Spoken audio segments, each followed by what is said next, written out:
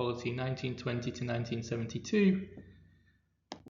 Today we're going to be looking at LO35 on your knowledge organizer. How successful were the presidents of the 1960s? So we're going to start off with the first president of the 1960s, which is President JFK. He was a Democrat, which means he is the same party as President FDR, who authored the New Deal, and President Truman, who wanted a fair deal for Americans. So it should already tell us something about his politics.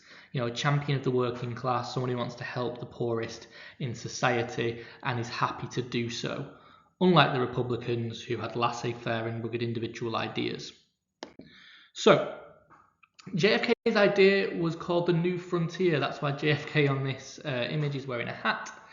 And JFK then really starts his political time as president with a bang, because he introduces the Status Commission in 1963, which shows how women were paid significantly less, 60% less than men at the time, which obviously women weren't happy about. And he then went on to pass the Equal Pay Act in 1963.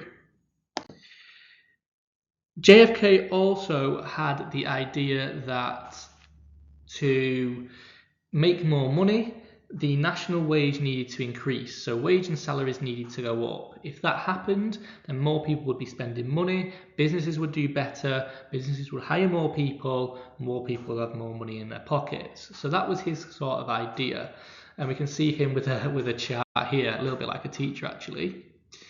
Now, at the time, the thing is that yes, JFK was president, he was a Democratic president, but the Republicans had the most seats in the American Parliament, in Congress. That means JFK could not pass any laws without the Republicans' permission, because JFK, if he said, let's increase the minimum wage, the Democrats would all support him, but he would need a few Republicans to also support him to get it passed. Now, ultimately, the Republicans did pass this because they're all about economic growth. They want to see America more wealthy. So the Republicans for this were very happy to agree with JFK.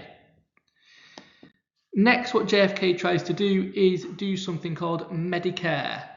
Okay, so he's looked at the United Kingdom, who have the NHS, and he's a little bit jealous. He thinks that everyone should sort of have free healthcare. And we can see in 1963 he says, our working men and women forced to beg for help from public charity, but they should now contribute to their own retirement health through the social security system, which should help them get some cheaper healthcare. So it's all about cheap healthcare for him.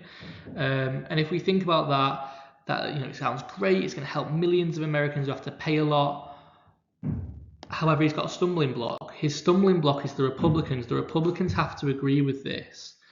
And unlike them agreeing to the minimum wage, they do not agree to do this.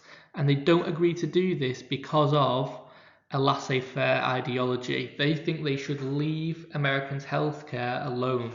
Americans should look after their own healthcare. They also believe in rugged individualism.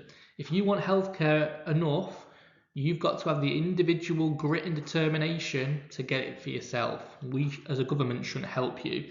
So Medicare actually failed to pass into law because of the Republicans. So great idea by JFK, but failed ultimately to come into law, so failed to come into existence. And then we have the Civil Rights Act. So JFK was really, really keen to give Martin Luther King and African Americans a Civil Rights Act that would end segregation.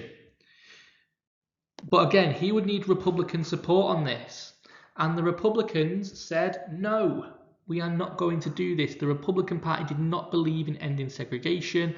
A lot of Republicans from the South, so they'd had a history of African Americans hundreds of years ago being slaves, let alone the idea that somehow they should be now equal completely to Americans was crazy to them.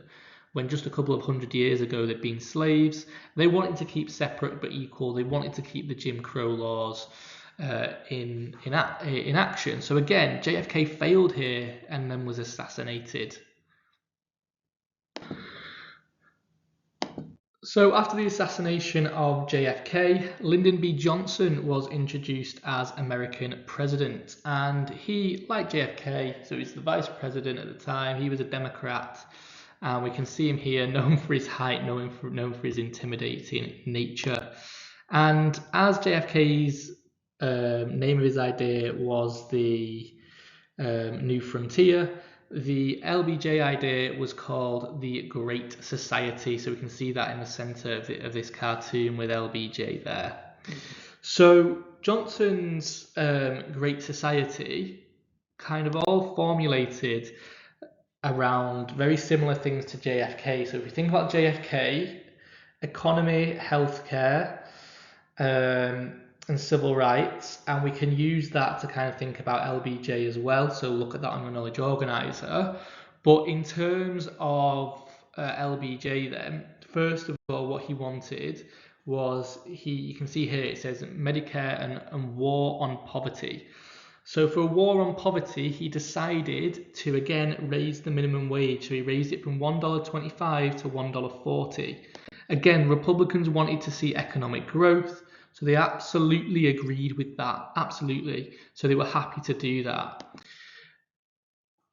A little bit more surprisingly is the fact that LBJ manages to get Medicare passed. Now, this might surprise you because JFK tried and he failed because the Republicans blocked it. But this time, the Republicans voted for it. And they voted for it because they said this was one of JFK's last wishes. He was assassinated as our president, as the country's president, as a show of unity. We will pass Medicare. Now, it wasn't free healthcare for all, because that would be definitely anti-Republican, and even after the assassination, they couldn't do that. It was totally against their belief system. But they passed kind of a part of Medicare that would allow people to access cheaper healthcare, the poorest in society. So it went some way to helping, those workers.